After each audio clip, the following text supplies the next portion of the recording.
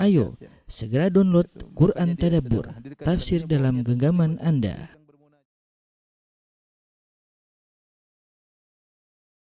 Bismillahirrahmanirrahim. Assalamualaikum warahmatullahi wabarakatuh. Alhamdulillahi ala ihsani wa syukru lahu ala taufiqihi wa amtinani wa asyhadu an la ilaha illallah wahdahu la syarika lahu ta'ziman li sya'nihi wa asyhadu anna Muhammadan abduhu wa rasuluhu da'ila ridwani. Allahumma shalli alaihi wa ala alihi wa ashabihi wa ikhwani. Ikhwan akhwat wa pemirsa yang dirahmati Allah Subhanahu wa taala, para jemaah Masjid As-Sunnah Bintaro yang dirahmati Allah Subhanahu wa taala. Ini adalah pertemuan kita yang terakhir tentang Syiah Rafidhah, dan pada kesempatan kali ini kita akan bahas tentang akidah spesial yang dimiliki oleh Syiah Rafidhah yang tidak dimiliki oleh aliran-aliran yang lainnya. Jadi mereka ini memiliki akidah-akidah spesial yang tidak diyakini oleh sekte-sekte yang lainnya, bahkan kelompok-kelompok Islam lain tidak ada yang berkeyakinan seperti mereka. Nah, kita akan bahas satu persatu ya. Asal dari akidah mereka bermula dari masalah al-imamah ya. Al-imamah ya, atau al-wilayah. Al-imamah artinya apa? Maksudnya yang harus beriman dengan imam-imam mereka ya. Dan ini merupakan rukun Islam, bahkan disebut oleh oleh Al-Qulaini dalam kitabnya Al-Kafi, bahwasanya rukun Islam itu ada 5. Yang pertama adalah masalah al-wilayah ya. Ini adalah rukun Islam yang paling utama.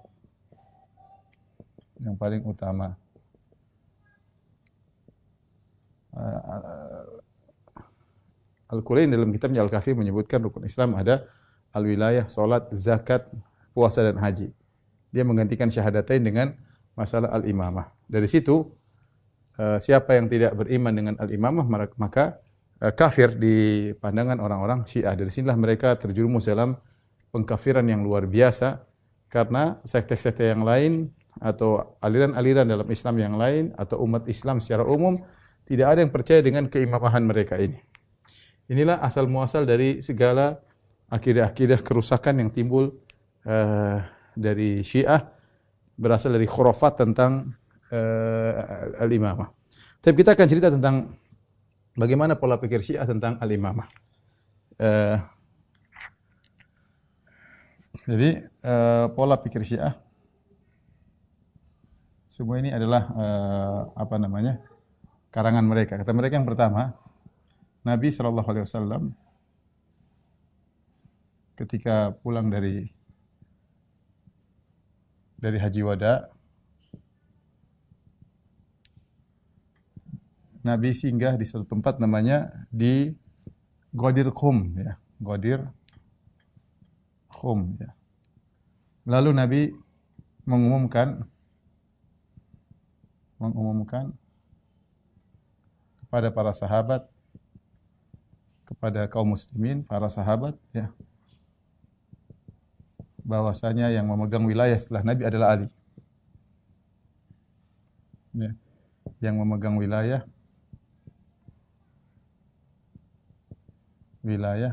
setelah Nabi adalah Ali. Sallallahu alaihi wasallam adalah Ali. Ini awal dari khurafat mereka, dan mereka menganggap bahwasanya Nabi sudah mengumumkan. Tentunya akan kita bantah insya Allah setelah ini ya. Sehingga timbul keyakinan mereka namanya al-wasiyah ya. Al-wasiyah itu Nabi mewasiatkan Ali untuk mengganti beliau. Ali bin Abi Thalib untuk mengganti beliau. Sebagaimana Musa alaihissalam mewasiatkan kepada Yusha bin Nun. Sebagaimana Musa alaihissalam berwasiat kepada Yusha bin Nun. Yusha bin Nun yang jadi nabi setelah Nabi Musa alaihissalam. Ya. Oleh karenanya inilah awal mereka meyakini bahwasanya yang menjadi khalifah setelah Nabi harusnya Ali. Ya. Ini keyakinan mereka. Karenanya ketika para sahabat secara aklamasi atau sepakat memilih Abu Bakar sebagai khalifah, maka semuanya murtad. Maka sahabat semuanya murtad. Kecuali 7 orang.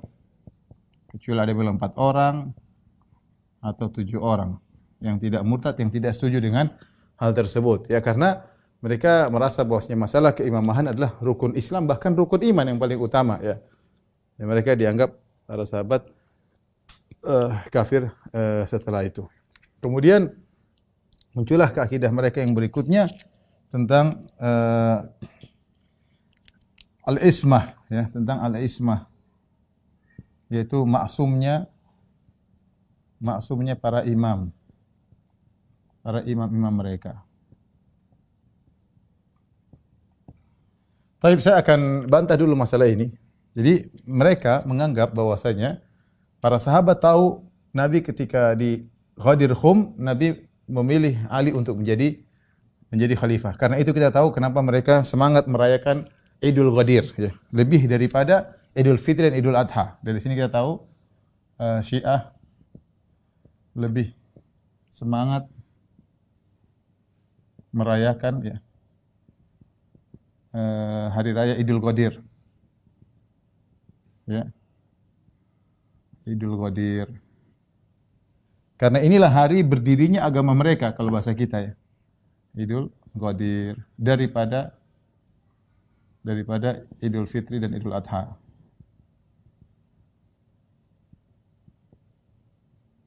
Mereka Idul Ghadir karena saya katakan tadi ini adalah hari pendirian agama mereka, karena menurut mereka Nabi telah berwasiat bahwasanya Ali yang menjadi khalifah. Ini semua hanyalah khurafat. Bukti bahwasanya ini khurafat. Namun ini semua adalah khurafat. Ini semua adalah khurafat. Adalah kebohongan semata.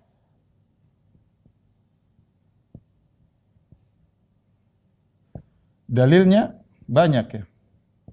Perhatikan. Dan ini dibantah oleh Ibnu Taimiyah dalam kitabnya Minhajus Sunnah Nabawiyah. Tidak ada bantahan paling indah seperti pandatnya Ibnu Taimiyah dalam Minhajus Sunnah. Karena Ibnu Taimiyah sedang bantah Ibnul Mutahhir Rafidhi yang dibantah oleh Ibnu Taimiyah dalam Minhajus Sunnah 9 jilid, ya. Yang tadi Ibnu Taimiyah menyebutkan rahimahullahu taala, kalau para sahabat semua tahu bahwasanya yang menjadi, kan ini kan pulang dari haji, sahabat yang hajian bersama Nabi sekitar 100.000. Nabi umumkan, ya, bahwasanya yang jadi khalifah setelah aku adalah Ali bin Abi Thalib. Kenapa ketika, ya, pertama, ya, kenapa ketika Nabi SAW meninggal, wafat, terjadi perselisihan, ya, antara kaum Ansar dengan Muhajirin. Masing-masing ingin punya amir sendiri. Minkum amir wa minna amir. Kata kaum Ansar, kalian punya amir, kami juga punya amir.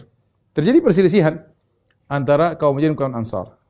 Dan tidak ada seorang pun dari mereka yang mengingatkan kepada, tidakkah kalian ingat kan Nabi pernah bilang Ali yang harus jadi khalifah. Enggak tercetus pun satu orang di antara mereka, tidak seorang pun tercetus menyebutkan tentang masalah Ali. Tidak seorang pun dari mereka yang mengingatkan tentang Ali. Tentang Ali bin Abi Thalib radhiyallahu anhu. Seandainya Nabi pernah bikin pernah bikin pengumuman bahwasanya Ali yang menjadi khalifah, harusnya paling tidak satu orang pun ada yang ingatkan. Dan Ali pun tidak pernah ingatkan. Ali seorang pemberani. Jangan bilang Ali penakut. Ali bin Abi Thalib seorang pemberani, jagoan terkenal, hebat dalam bertempur. Dia yang mengatakan, "Ana alladzi samatni ummi Haidarah." Ya, kalaifi ghabatin karihil manzar. Akulah yang ibuku menamakan aku dengan singa, seperti singa hutan yang mengerikan. Jagoan Ali. Apa susahnya Ali bilang sama kaum Muhajirin, "Hei Abu Bakar, hei Umar, masa kalian lupa? Kan haji baru kemarin, ya kan haji Rasulullah SAW haji pada tahun 10 Hijriyah di bulan Zulhijjah. Rasulullah wafat pada Rabiul Awal. Jadi Zulhijjah, kemudian Muharram, Safar, Rabiul Awal, Rabiul Tsani. Baru 2 bulan lebih. Masa lupa? Harusnya Ali, tapi tidak ada Ali mengingatkan hal tersebut, enggak ada. Ali datang membaiat Abu Bakar setelah itu. Kemudian setelah Abu Bakar meninggal dunia, Abu Bakar sebelum meninggal menunjuk Umar. Ali pun tidak pernah dan seorang pun tidak ada yang ingat tentang kisah ini. Kalau ini pernah terjadi, pasti ada satu dari sahabat yang nyeletuk lah. Masa kalian lupa? Ali kan pernah ditunjuk. Ini khurafat semua, khurafatnya orang Syiah. Yang agama mereka dibangun di atas khurafat ini. Kemudian berikutnya yang lebih menakjubkan, ketika Umar akan meninggal dunia. Ketika Umar akan meninggal dunia, wafat, beliau memilih 6 orang. 6 orang calon khalifah. Di antaranya Ali. Sekarang Ali sudah jadi calon, 6 orang suruh diskusi antara Ali, ada Utsman. Kenapa Ali tidak bilang, masa kalian enggak ingat? Saya ini pernah dipilih oleh Nabi. Masa kalian lupa? Sama sekali tidak terbetik dalam benak mereka bahwasanya Ali pernah ditunjuk sebagai khalifah oleh Nabi SAW. Enggak ada. Diwasiatkan untuk jadi khalifah, enggak ada. Ya, enggak ada sama sekali. Kemudian lagi berikutnya, misalnya ketika terjadi perselisihan antara Ali, ya, ketika terjadi perselisihan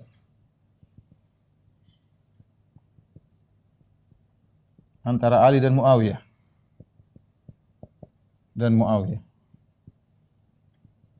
Ali juga tidak pernah menyetuk. Ali juga radhiyallahu anhu tidak pernah nyeletuk. Tidak mengatakan, "Wahai Muawiyah, masa kau tidak ingat? Saya pernah dinobatkan jadi pengganti Nabi. Masa kau enggak ingat? Kita kan haji bareng-bareng, masa enggak ingat?" Enggak pernah juga nyeletuk. Bahkan ketika Ammar bin Yasir, ya, ketika Ammar bin Yasir dalam kubu Ali meninggal dunia, Ammar bin Yasir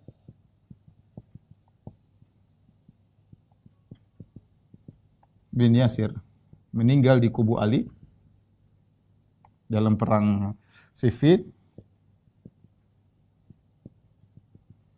Maka ketika itu orang-orang yang mengatakan Ali di atas kebenaran, mereka berdalil dengan apa? Mereka berdalil dengan sabda Nabi, "Taqtuluhu fi'atun baghiyah."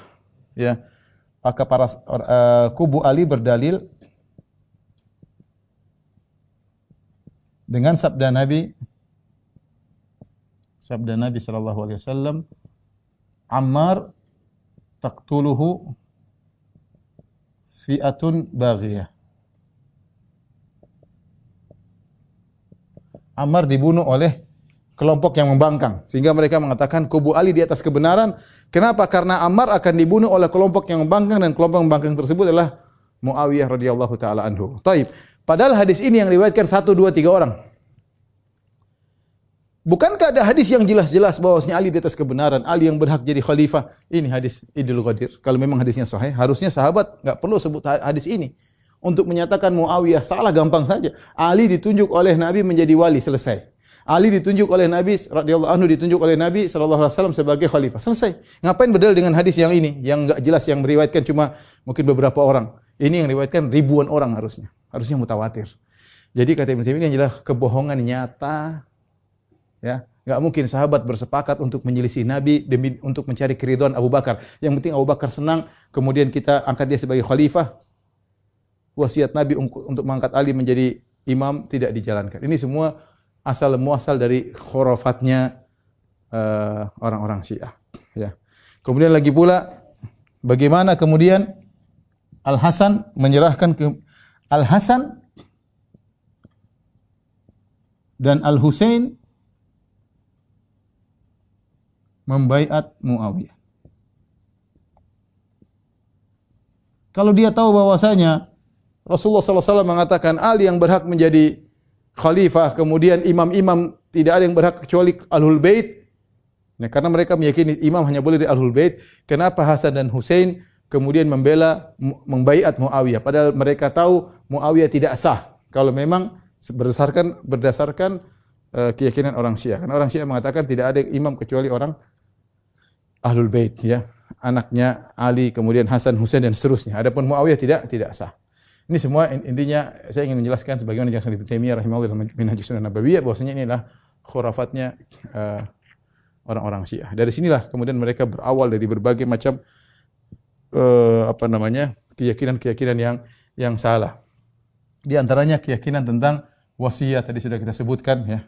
Keyakinan ismah, ya, bahwa para imam adalah maksum.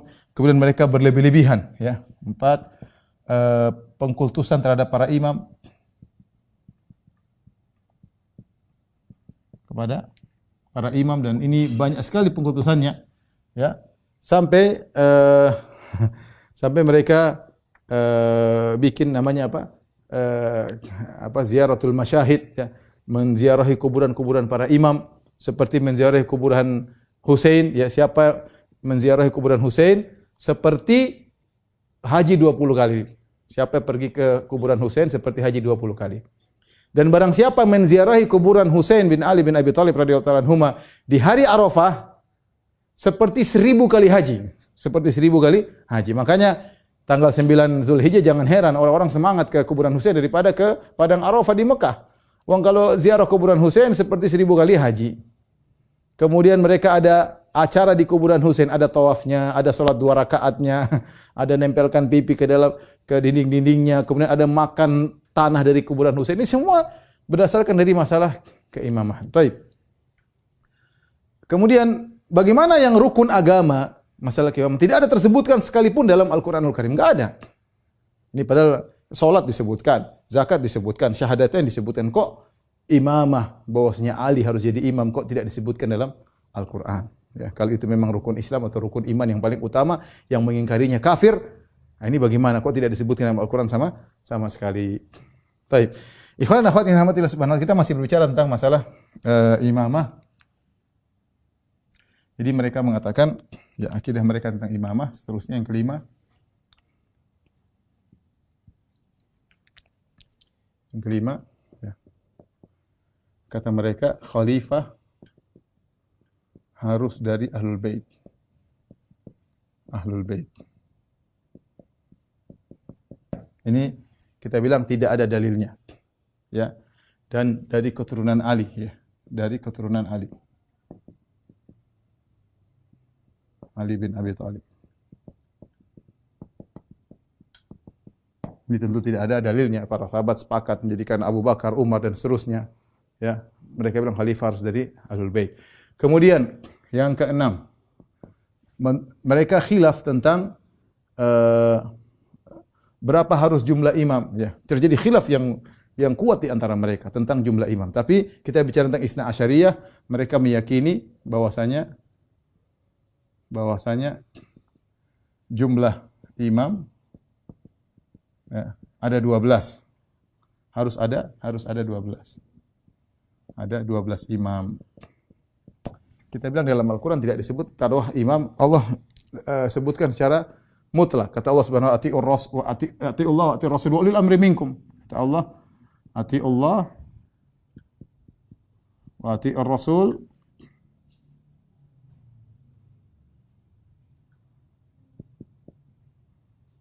wa ulil amri minkum. Baik, Allah mengatakan taatlah kepada Allah, taatlah kepada Rasulullah, ulil amri minkum, dan taatlah kepada ulil amri, itu penguasa di antara kalian. Allah tidak sebutkan harus dari Ahlul Bait. Allah tidak sebutkan jumlahnya hanya 12. Enggak ada, mutlak, ulil amri banyak.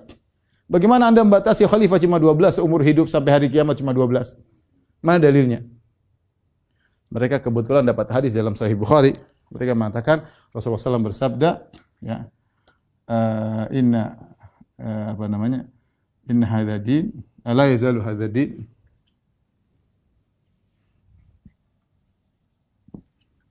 la yazalu hadza din azizan mani'an ila isnai ashar khalifah. Kata mereka kita dapat dalil. Nabi SAW bersabda, agama ini senantiasa kuat dan kokoh, ya. Agama ini dalam riwayat Islam, agama ini senantiasa kuat dan kokoh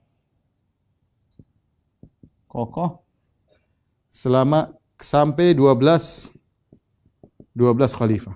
Kata mereka, nah kita dapat dalil. Ya.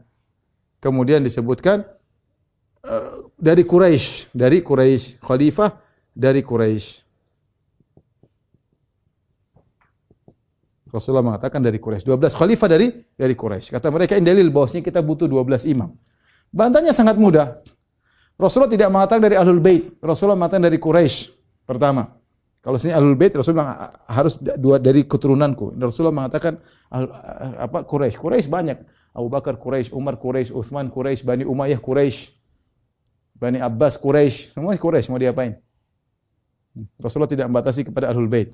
Yang kedua, Ibnu Taimiyah rahimahullah ketika menjelaskan hadis ini mengatakan itu sampai kepada Bani Umayyah.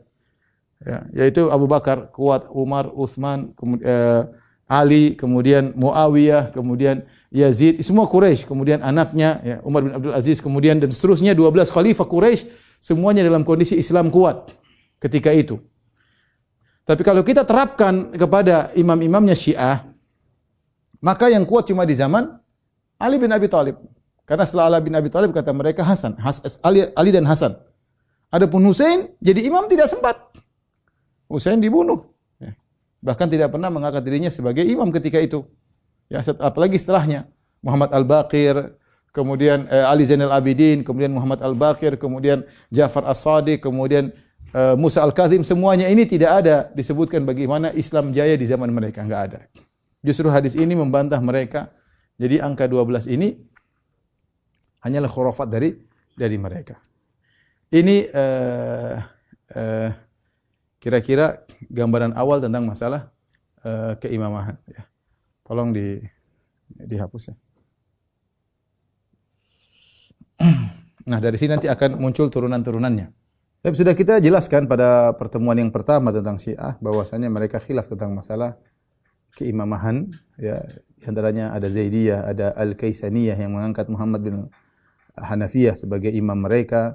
Kemudian ada Ismailiyah yang merupakan kakak tertua daripada Ja'far As-Shadiq sehingga muncullah firqah Ismailiyah yang berhak jadi imam adalah Ismail bukan Ja'far As-Shadiq. Ya, dalam penentuan imam saja mereka khilaf. Ya, sementara mereka meyakini bahwasanya setiap imam sudah ditakyin oleh Allah Subhanahu Wa Taala, sudah diwasiatkan dari imam satu ke imam berikutnya sudah diwasiatkan. Kalau memang diwasiatkan, kenapa harus ada khilaf di antara mereka dan mereka muncul firqah-firqah yang banyak ya di antara mereka. Taib. Kita membahas akan selanjutnya tentang akidah namanya akidah al-ghaibah. Al-ghaibah itu hilangnya imam atau imam bersembunyi. Akidah al-ghaibah yaitu hilangnya imam. Berikutnya akidah al-ghaibah atau ghaibah maksudnya apa sembunyinya imam. Sembunyinya imam. Jadi kata mereka, imam harus ada. Kalau ada imam sampai tidak ada di atas muka bumi akan hancur. Bumi akan hancur. Kita sekarang bicara tentang imamiyah. Sudah sering kita ulang-ulang, imamiyah punya 12 imam ya. Yaitu Ali bin Abi Thalib, kemudian Hasan, kemudian Husain, kemudian Ali bin Husain, kemudian Muhammad Al-Baqir,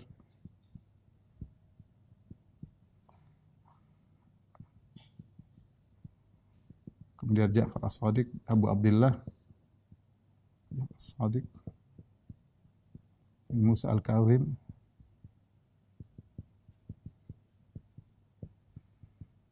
kemudian Ali Ridha, kemudian Muhammad Al-Jawad, kemudian Ali Al-Hadi,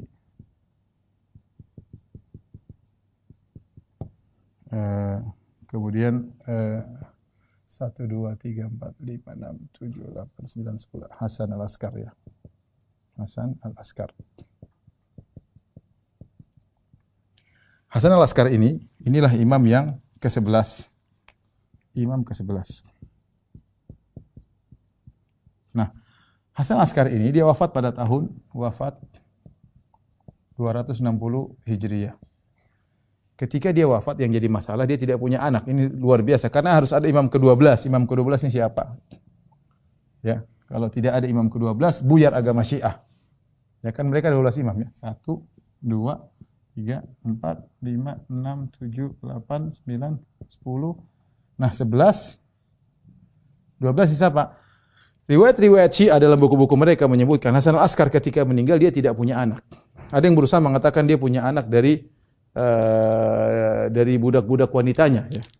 Sampai disebut dalam sejarah ketika dia meninggal maka dicek adakah dari budak-budak wanita yang punya anak yang hamil mengandung anaknya. Ternyata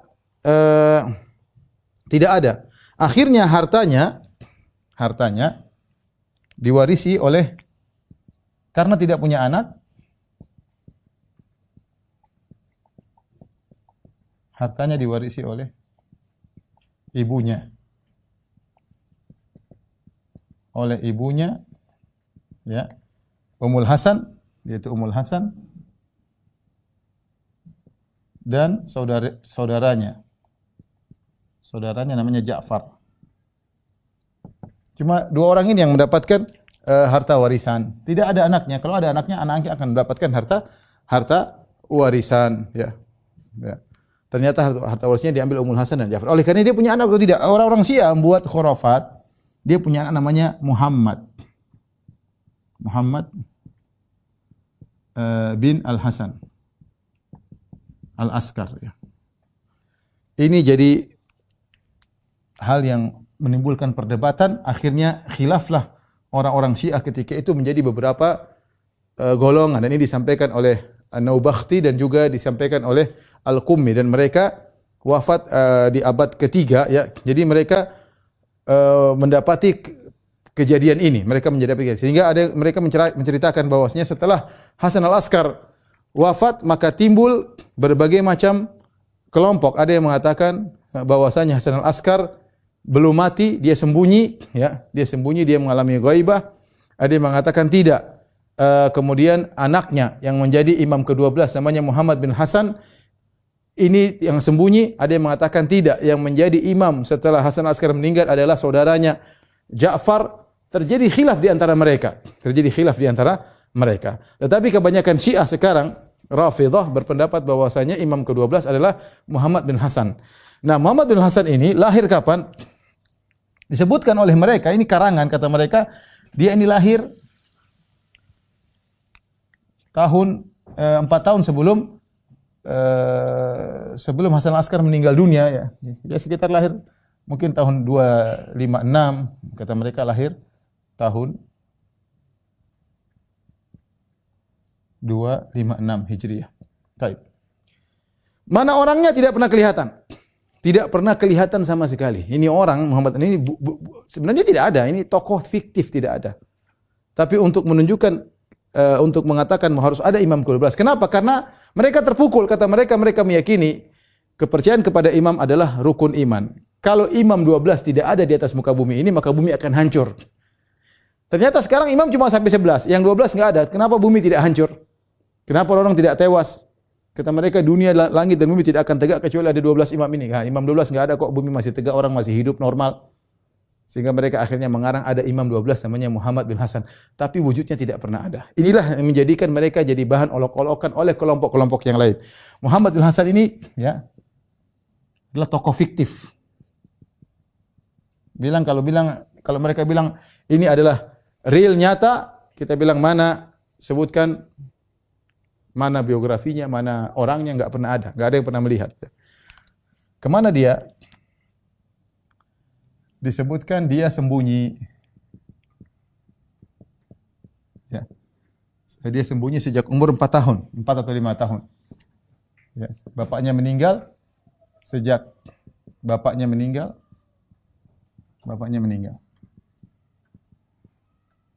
Jadi dia sembunyi ketika berusia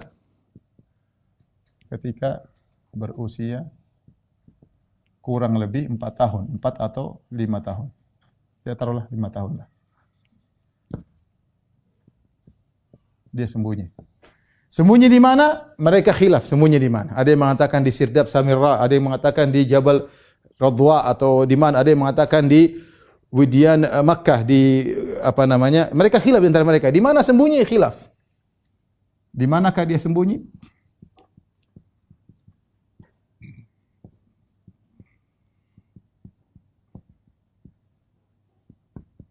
Ada khilaf ya, ada khilaf. Tempat sembunyi saja khilaf ya. Ada yang mengatakan di Sirdab ya.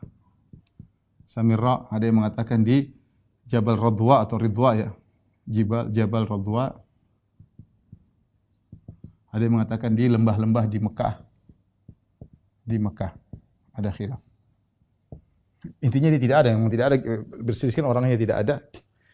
Taib, ketika orangnya tidak ada dan sembunyi, ini sekarang perhatikan ya, ini 256 Hijriah. Sekarang tahun berapa? 1440 berapa? 44 ya. Sekarang ini 256 perhatikan. Ya, sekarang berapa? 1442 apa 4? 42 ya? Ya, coba 1442 kurang 256 berapa? 1442 kurang 256.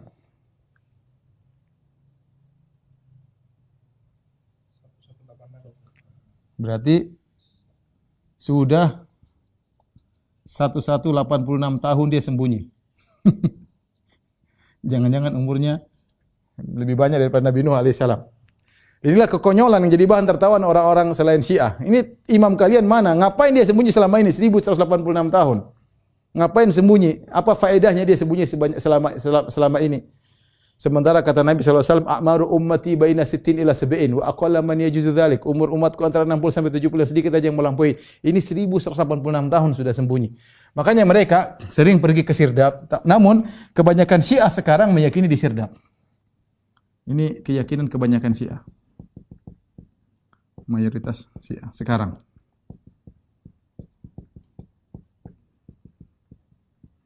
Padahal enggak ada dalil yang menunjukkan akan hal ini. Maka ada khilaf tentang masalah ini. Nah, yang jadi persoalan, problem besar, imam tidak ada, imam sembunyi. Lantas bagaimana mengatur dunia ini?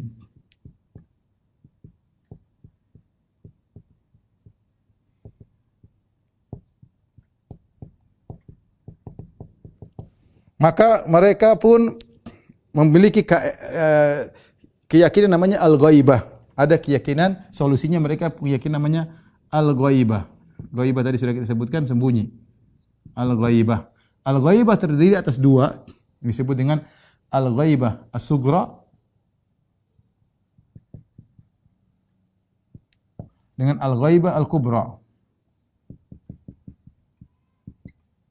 Al-ghaibah sughra yaitu mereka meyakini ada wakil, ada orang yang bertemu dengan imam.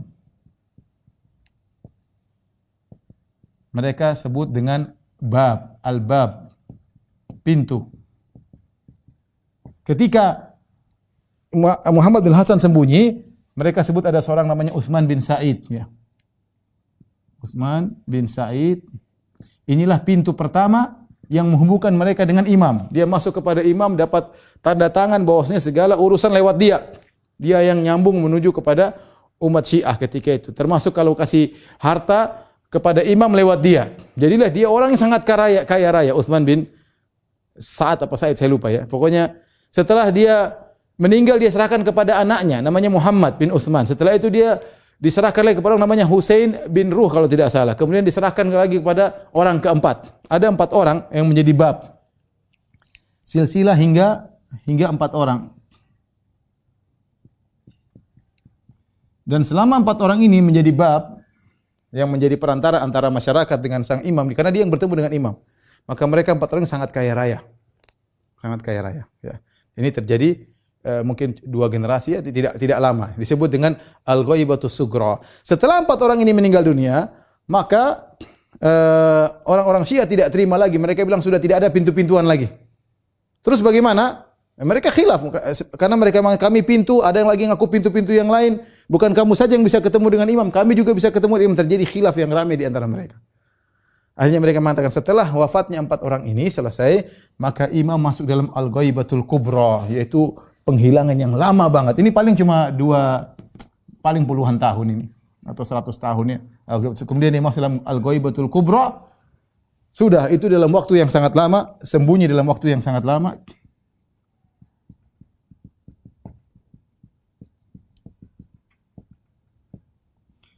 Nah, terus siapa yang mewakili imam? Lantas, siapa yang mewakili imam? Lantas siapa wakil imam? Maka mereka punya akidah namanya wilayatul faqih. Selama imam tidak ada, imamnya lagi sembunyi, maka ada faqih, orang-orang cerdas yang mewakili itu semua ya. Ya.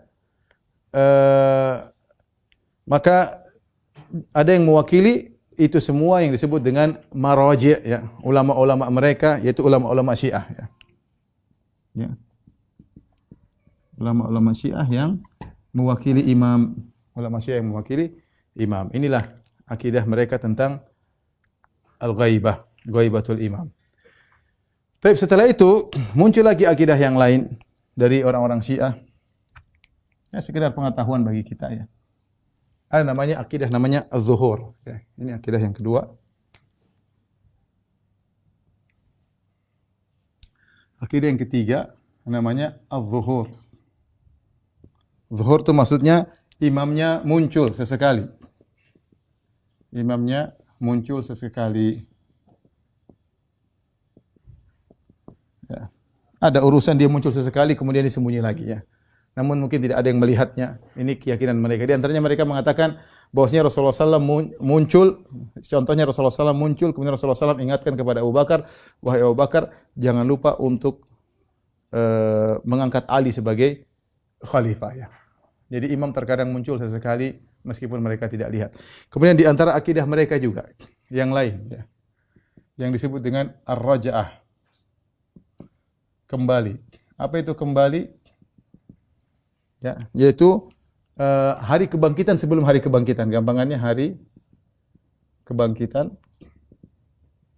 sebelum hari kiamat. Kata mereka, nanti ketika Muhammad bin Hasan al-Askar ini, imam yang ke-12 muncul, jika imam ke-12 muncul,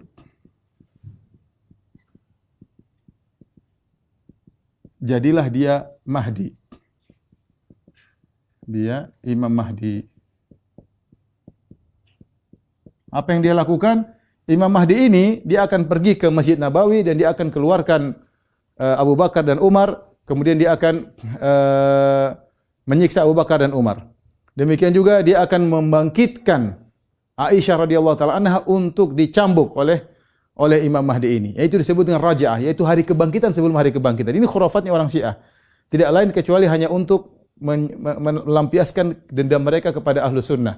Sehingga mereka mengatakan bahwasanya imam tersebut akan membangkitkan Abu Bakar dan Umar untuk disiksa. Demikian juga Aisyah radhiyallahu taala untuk disiksa. Ini namanya akidah ar-raja'ah. Di antara akidah mereka disebut dengan al-bada. Al-bada. Al-bada ini maksudnya secara bahasa artinya nampak bagi Allah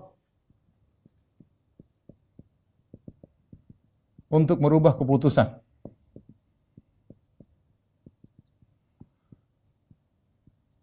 Asal muasal munculnya akidah al-bada ini adalah ketika sebagian dari imam mereka menurut keyakinan mereka mengatakan bahwasanya kalian berperang kalian akan menang. Ternyata kalah. Dia mengatakan Allah telah beri wahyu kepadaku kalian akan menang. Ternyata kalah. Ketika mereka kalah mereka mengatakan wahai imam, kenapa kami kalah? Kata sang imam, Allah berubah pikiran. Al-bada, nampak bagi Allah untuk merubah pikiran, ada maslahat yang Allah lihat. Dan ini melazimkan bahwasanya ada kejahilan pada Allah karena Allah tidak tahu mana yang harusnya dilakukan. Dan inilah akidah dari orang-orang Yahudi. Sebenarnya dalam perjanjian lama disebutkan Allah menyesal ketika menciptakan manusia, ternyata manusia banyak bermaksiat, maka Allah menyesal. Kata menyesal ini mirip dengan al-bada, ya. Kemudian di antara akidah orang Syiah ya adalah taqiyah ya. Taqiyah itu maksudnya dusta. Dusta ya. Dan ini wajib bagi mereka. Wajib bagi mereka untuk berdusta di hadapan Ahlus Sunnah. Wajib. Siapa yang tidak bertaqiyah maka dia dosa. Jadi bagi mereka harus dusta di depan kita itu suatu hal yang wajib. Namun sekarang Allah bongkar kedustaan mereka dengan adanya medsos. Mereka berusaha untuk berdusta. Sebagian mereka tidak mau berdosa, seperti salah seorang Yasir namanya Yasir Al-Habib, dia tidak mau dosa. Dia menganggap taqiyah itu hanya berlaku jika Syiah dalam kondisi lemah. Bagi dia sekarang tidak perlu kita kuat, maka dia ngomong terang-terangan, Aisyah kafir, Abu Bakar laknat, semuanya dibicara. Sebagian mereka nekat, mereka anggap taqiyah ini dalam kondisi lemah saja. Ya.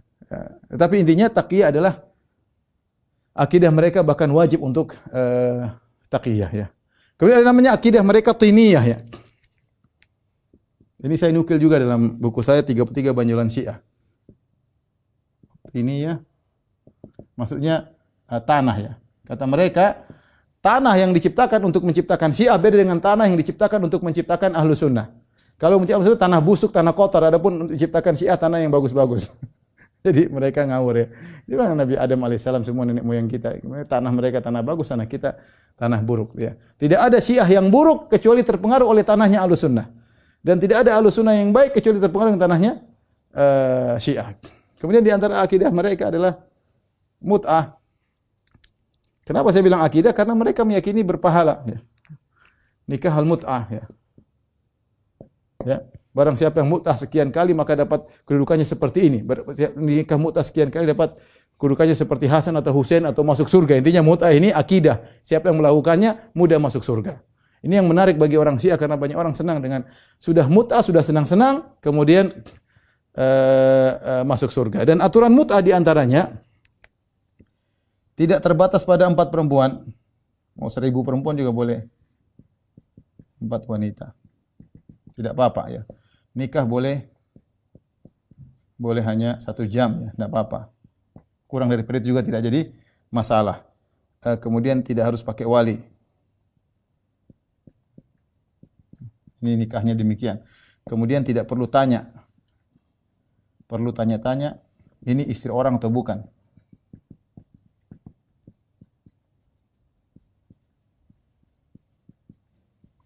Ya, kalau begini caranya ya. Kemudian bahkan antara mereka tidak harus dewasa. Intinya, ini di antara akidah-akidah orang Syiah. Mudah-mudahan tidak semuanya sudah saya sampaikan. Bentar.